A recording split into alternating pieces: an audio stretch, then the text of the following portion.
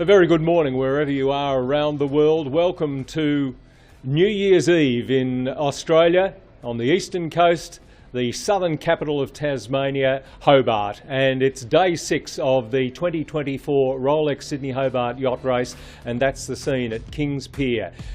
Beautiful, glorious sunny day, looking for a top temperature of about 22 degrees today. There's a fresh southeasterly blowing now, which is keeping the temperature down, but the sun is shining brightly, and as you can see there at Kings Pier Marina, the yachts that are already in, 68 have finished the race, and they're taking the opportunity to dry out their gear after it was a very rough and punishing and damp race to Hobart, but now they're enjoying the southern capital. Good morning everyone, I'm Peter G. There hasn't been an overnight coup. Gordon Bray is still here in Hobart, but he has other duties today which we'll be telling you about a little later on, so unfortunately you've got me for our final live update from this year's race, and what a race it's been.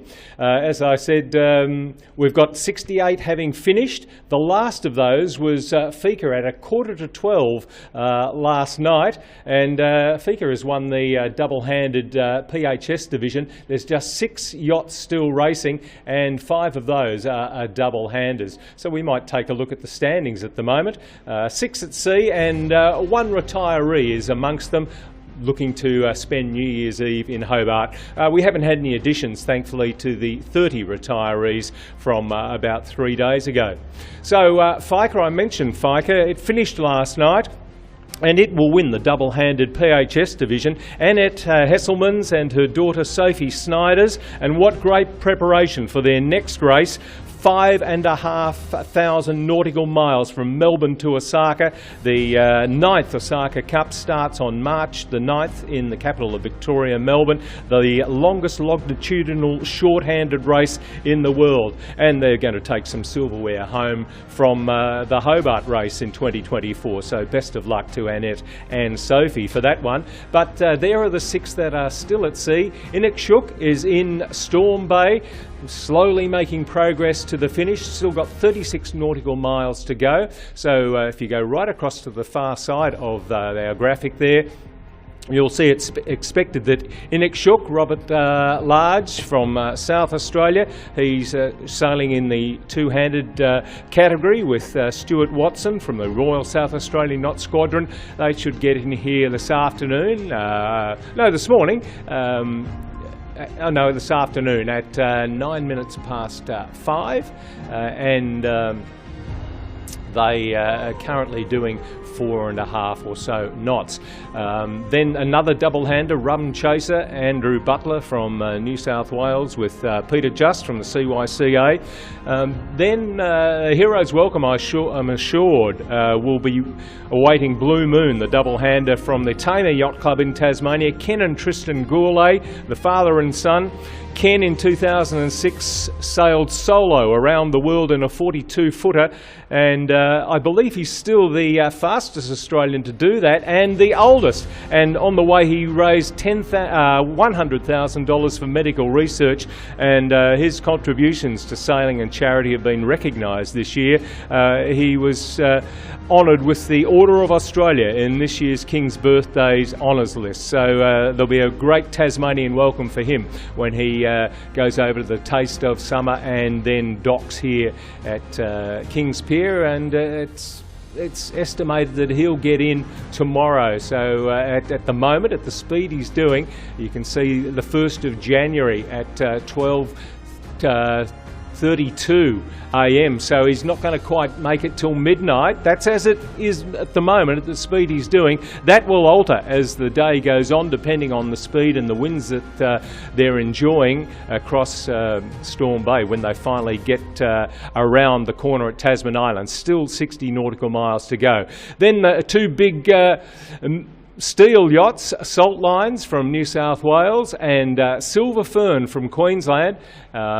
Looks like Salt Lines at the moment won't get in till New Year, but as I say, that will change.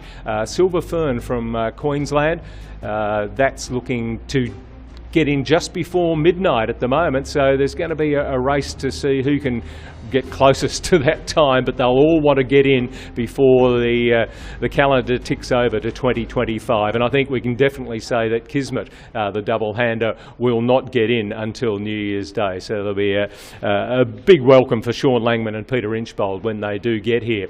Now, let's look at where they are on the water. If you go to this Rolex Sydney Hobart website, you can play with the yacht tracker.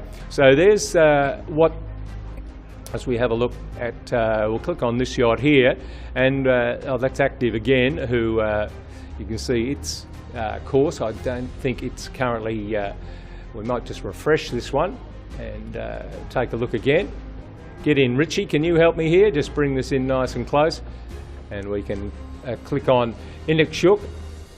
And you can see the course that it sailed this morning. It got around Tasman and then it looked like it was going into Port Arthur, but it is now heading back out to Storm Bay, trying to find some winds to push them home. But as I said, none of those are going to finish while we're on air.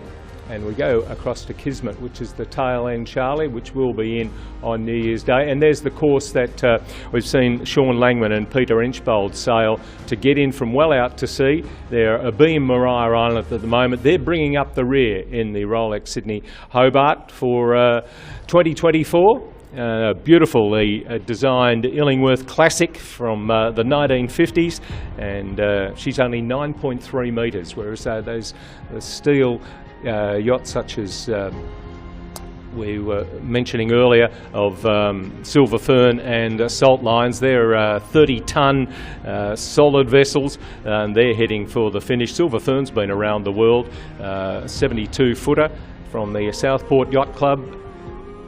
David Howe's bringing it home, and Matthew Harvey on Salt Lines. A 30-tonne steel ketch from the CYC is on its way to Hobart now as well. So they're looking to get around Tasman Island. There's another two-hander, Rum Chaser. So as I said, four double-handed yachts and the two big steel vessels heading for the finish here at Hobart now. It was a slow tussle when we left you yesterday afternoon on the River Derwent between the Sandy Bay Sailing Club and the finish, about 3 nautical miles. There was slow motion action taking place between Fruit Salad and Dark and Stormy. Let's find out how that ended up. They arrived here at Kings Pier and we caught up with a few of the sailors on board, a number of them doing their first ever Rolex Sydney Hobart. It was amazing, it was full on, it was really exciting. That first 24 hours was wild, and it stayed wild for most of the trip really, and we've got a crew of guys all working together to make the boat go as fast as you can 24/7. Then we get to the Derwent and then all of a sudden we're becalmed, so that was really challenging, and then there was that little tussle at the end which really capped it off. We saw up to 40, 45 knots. We had winds that were on the nose. We will have winds down our backside. We had everything right up at the dirt when we were racing against Fruit Salad. So it really was neck and neck. We didn't know who was going to win then. We were behind the other boat for a long time, and just in that last drive we were able to get through and come up to the finish and beat them over the line. That was exhilarating.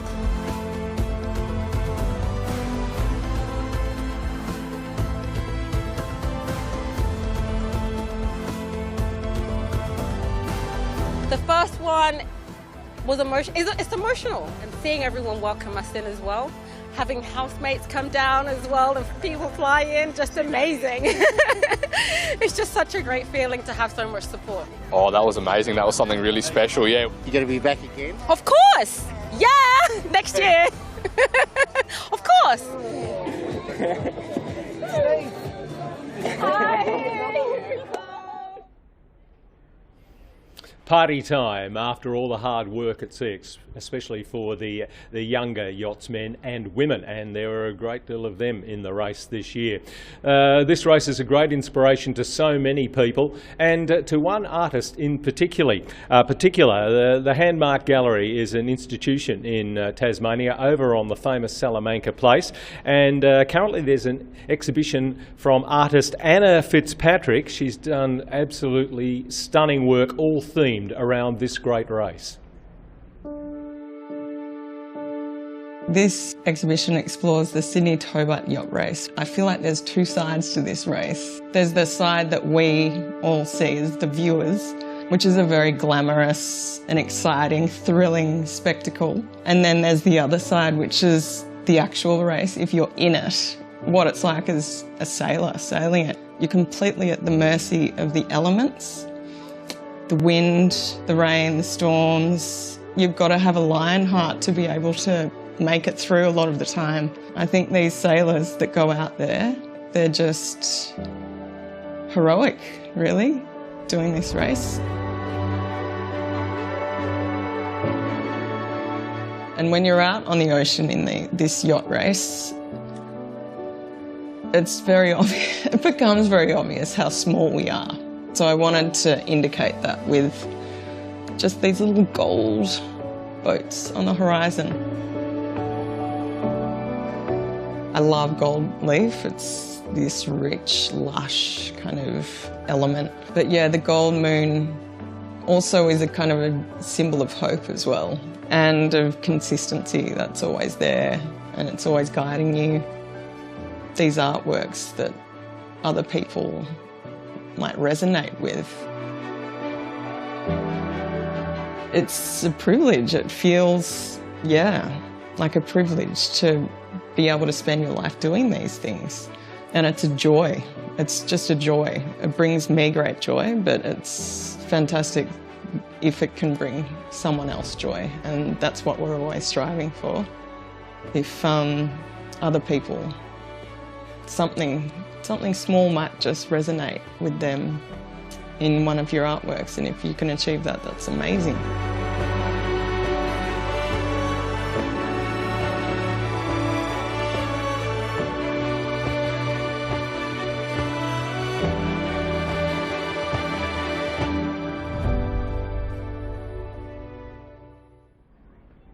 Truly stunning, I think you'll agree, and I'm sure there'll be some yachties heading over to Salamanca to try and perhaps take home a classic piece of artwork with them to memorialise their 2024 Rolex Sydney Hobart Yacht Race.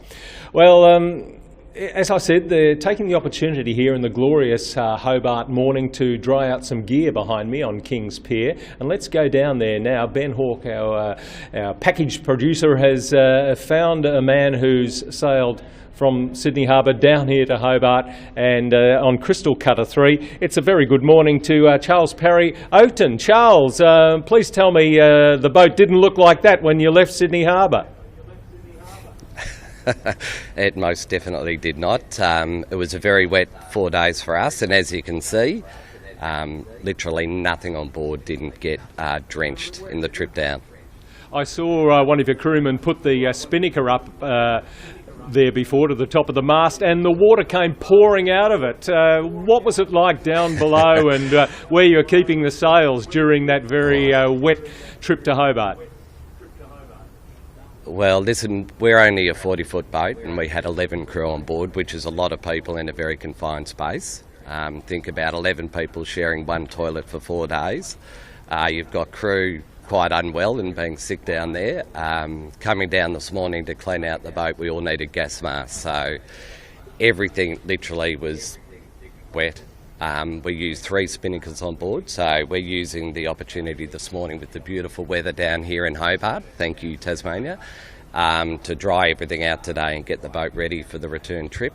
A few breakages and things, which of course is typical for boats coming down, so we'll endeavour to fix those up this morning as well. Despite that, you had a pretty good race, I'd say. 4th overall in the PHS division and 3rd in Division 2. Are you happy with that? Yeah, I think, again, every boat will get to the dock and look back and think, well, we could have perhaps done this differently and picked up some time here and there. But look, we're ecstatic. Any time you get to Hobart, regardless as to the result, it's just a great sense of accomplishment. The atmosphere down here, the welcome that we get from everyone in Hobart just makes, the difficult journey down here, and it was a real slog this year, absolutely worthwhile. Charles, every boat will have a story about what happened to them at sea during this race. There's been a number of stories well documented here this year. Any close calls for you guys? No, look, I think, we're obviously really saddened by what happened on the first night. We had our boat brief before the race, and we knew what to expect on that Friday night. And, you know, we decided that we were going to nurse the boat through the first 24 hours, expecting those very difficult conditions. And that's exactly what we did. So we were flying down the coast under spinnaker on the Friday afternoon, hitting 17, 18 knots boat speed, thinking we're going to be in Hobart for dinner. Of course, the wind kept on building, and by mid to late afternoon we made the decision to put our spinnaker down, and then we poled out a headsail, which is a much smaller sail, just to slow the boat down so we had more control. And as the evening went on, the sea got more and more difficult. So the wind strength itself on the Friday night wasn't too bad. Was it more the gusts of the wind than the actual speed? No, it was absolutely the sea state. So when you have a building sea over the afternoon, and it was quite steep and very short seas, so essentially what happens is a boat like ours, which is an older design, a displacement boat, weighing 9 tonnes, when you're surfing down a wave, it can't then go over the top of the wave in front. So if you have a small gap between waves, we'll then hit the wave in front, and the wave behind can then catapult the back of the boat into a direction where you can lose control. So what you want to do is make sure you slow the boat down to avoid that from happening. So by, late Friday night, we were sailing just under a double reef mainsail, which meant we had much more control over the boat. We were slowing it down. Theoretically, we were still surfing down waves at 18 knots under a double reef main. So, but we've been in those conditions before in a Hobart crossing Bass Strait. We had experienced helmsmen in control of the boat during that time. So whilst it was, pretty hairy at times, we felt we were under control and nursing the boat appropriately. And getting, I think what was interesting for everyone was getting those mayday calls whilst you're out on the course, and hearing about those fatalities while you're on the course was very alarming. And that, I think, sort of solidified the crew around, being far more conservative as to how we were sailing the boat that night. So after that, the rest of the race for us was just a slog. It was very wet. We had water coming over the boat for 80% of the race. As you can see behind me, all the gear, all the sails, literally everything is wet on board. And we've got a big day of cleaning up and work to do today. All right, well, you couldn't be in a better place to do it, Charles. Thanks very much for explaining actually what it feels like to be at sea. For landlubbers, I think they've got a little bit of a feeling now. And of course, those memories will dim, and you'll be back again next year, no doubt. You never know, Peter, you never know. Charles Perry-Oakton there, and Crystal Cutter 3 and the crew working hard to get everything ship-shape again for when they head back to Sydney after the New Year celebrations here in Hobart. So there's a party atmosphere starting to build down here, and we're going to take a look at some of the lighter moments of this year's race, and this has been put together by an intern with Hype TV, who produce all the wonderful pictures and stories that you've been seeing over the last 6 days. And Matt Green, who's still at high school, I think he's out at Sorell in the east of Hobart. He's been coming in every week, and I think he's going to make a career out of this. Mac's been working on this package. He's a audio visual star in the making. Let's have a look at his handiwork. The lighter moments of the Rolex Sydney Hobart in 2024. Gordon, you like your trivia. I'm going to give you a little bit of trivia here. Do you mind? You happy? You ready for this? I'm a little apprehensive. Okay, yes. You should always be apprehensive when I throw things to you. To Robert Crichton Brown with Pasha. Well, Gordon, that's why I give you trivia. Probably I should stick to the trivia. No, Matt Allen did win, but he wasn't Commodore at the time. Oh, okay. But you're right with... Sorry to put you on the spot. Yes. This place has it all. What a scary voice that voice. It sounded like you, Peter, after a heavy night. It wasn't you, was it? I don't think so. All right, let's have a look at the tracker then. I've just almost mastered this. It's taken me about 6 years. But No, I don't. It's named after a legendary racehorse, apparently. It's one I certainly haven't backed. We'll put some money on it. Hang on, just hang on. Just stick with me here. I'll just go down the side. Yeah, well, I think the history was that they walked in and said, "Can we have 400 beers?" And the barmaid said, "Excuse me." They said, "Well, we have 400. Can't you hear us?" I'm not moving where I should move. I'm looking for Mistral. We're still saying provisional because there is one boat still at sea that can beat her, and that is Kismet. She's got half an hour to finish and she's got 290 miles to go. I think this is a shot of you after you just won the race in 1974. That's scary, isn't it, really? Yeah. Round about that time, I was heading off to the Commonwealth Games in Christchurch for the ABC. Have a look at this. And I believe someone's trying to turn the clock back. Our hype editor, Hamish Powell. Now look at that. So you've probably done a bit of nude rowing yourself down at Taroon. Can't recall. Has finished yet, or maybe I might have to do a refresh here. Gordon, I think that's the problem. Yeah, you need to refresh better. I've got to find the refresh button. And Mr. Bean, Rowan Atkinson. So yeah, he's a versatile man. And maybe he can promote you and I, Gordon. What, Laurel and Hardy? Abbott and Costello, probably. I think on that note, we better sign off very quickly before we lose contact with the audience. And it wouldn't be a Rolex Sydney Hobart without the comedy stylings of Gordon Bray and Peter Shipway, and captured there by our young visual star in the making, Matt Green there. Good work from the 15-year-old. Well, the part of the Hype TV team every year is Sail Media under the directorship of Jimmy Brewery and his drone team, and they captured some wonderful visuals from above yesterday of our arrivals that came in. It was the busiest day here in Sullivan's Cove with arrivals for the Rolex Sydney Hobart. Let's take a look from above.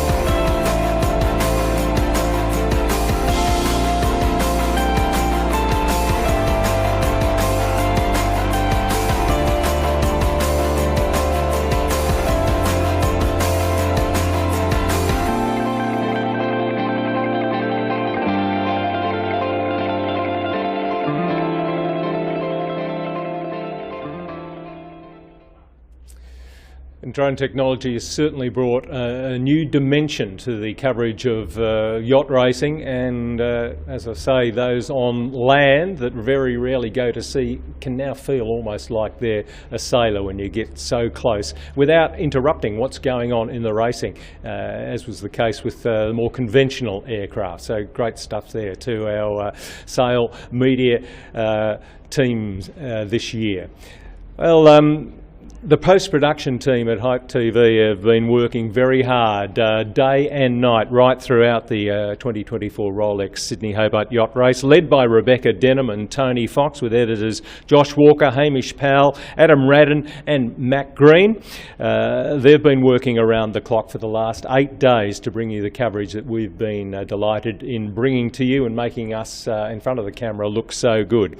This highlights package really is something very special. I think you can sit back now and enjoy the race as a voyeur. If you're just joining us, don't know what happened in 2024, sit back and enjoy this. And it's been put together by our very own Russell Petterwood.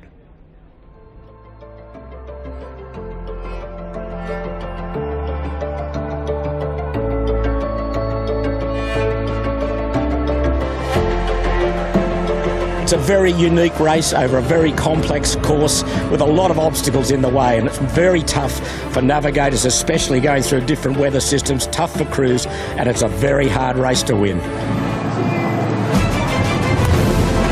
Blast off! Full speed ahead in the 79th Rolex Sydney Hobart Yacht Race, the 79th edition.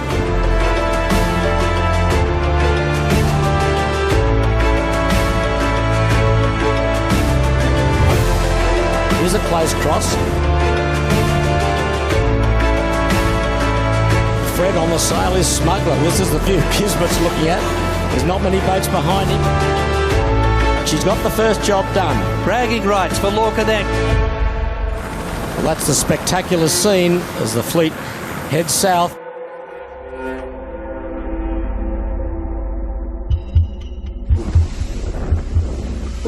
It was absolutely nuclear out there. It was so rough, the sea state, so windy. It was, really, really hard work. Big waves. There's always a lot of counter currents down there. Probably the roughest race I've done out of the 11. And then, managing to get down the Tassie coast.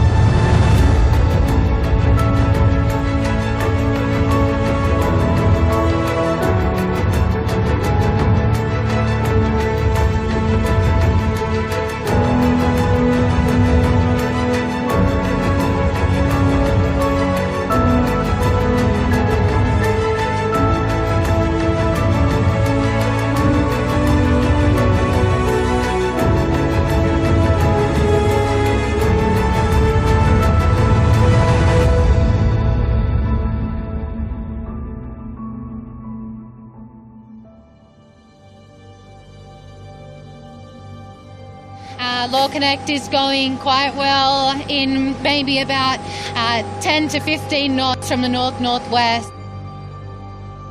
So great scenes here on the Derwent River as we approach the finishing line in the 79th edition of the Rolex Sydney Hobart. Absolutely smoking to the finish now. Law Connect is over the line in the Rolex Sydney Hobart for 2024, and the fans around King Pier here supporting. There's a good crowd that's turned out in Hobart, and Law Connect has done it back to back. Yeah, we're really, obviously, very, very pleased with it. There's a strong crew. We've been together through, a lot of different sailing, and being able to perform at that level and get to the point where you're able to hold that trophy once more.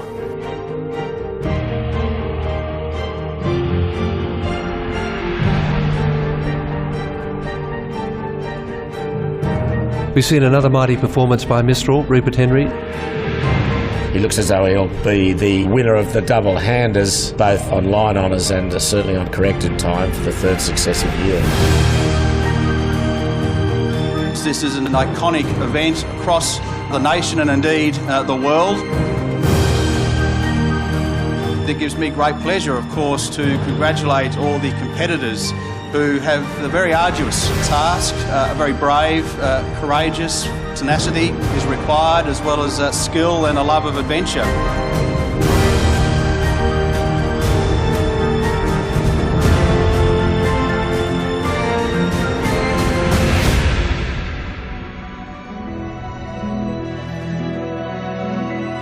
Everyone that competed, the most amazing amount of experiences, the sailors, the yachts, the campaigns, and the difficulties faced in the weather. all come to a moment when we're here in Hobart to celebrate our achievements as a sport and as each individual team.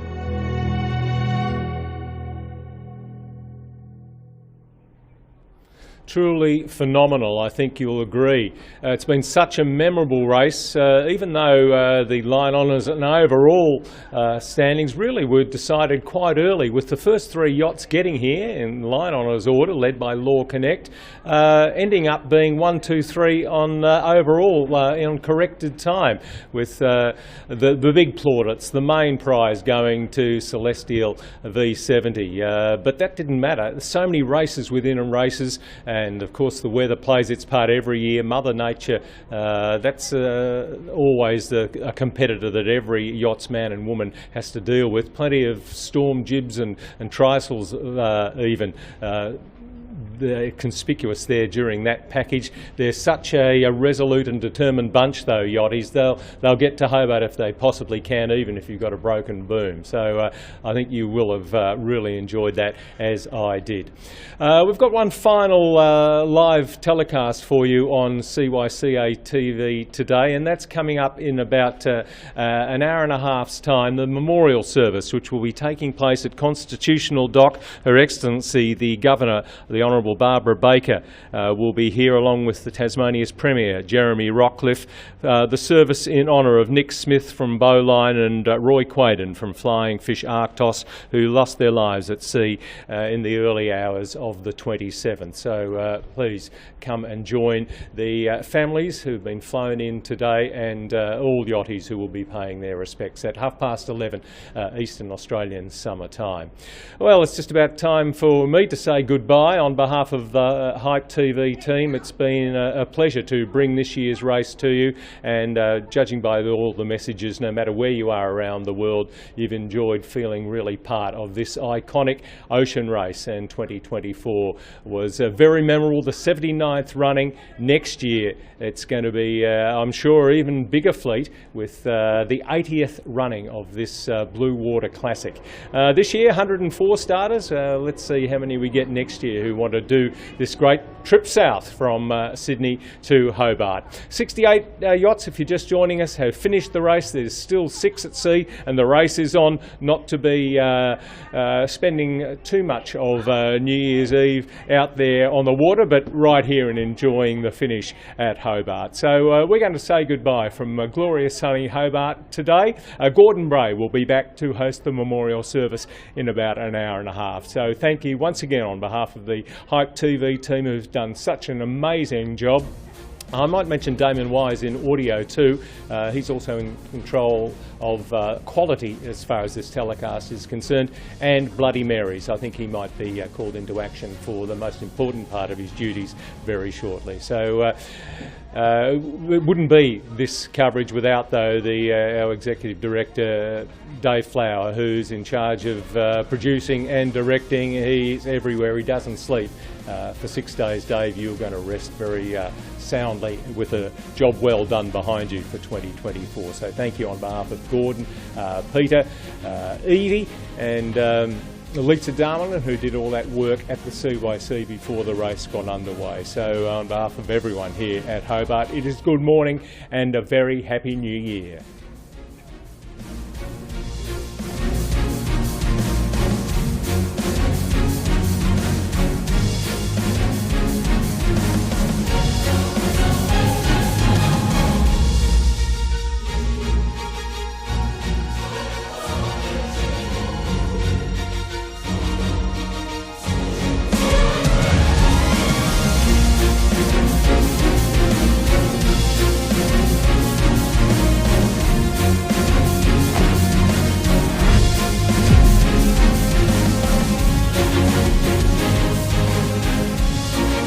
This has been a Hype TV production.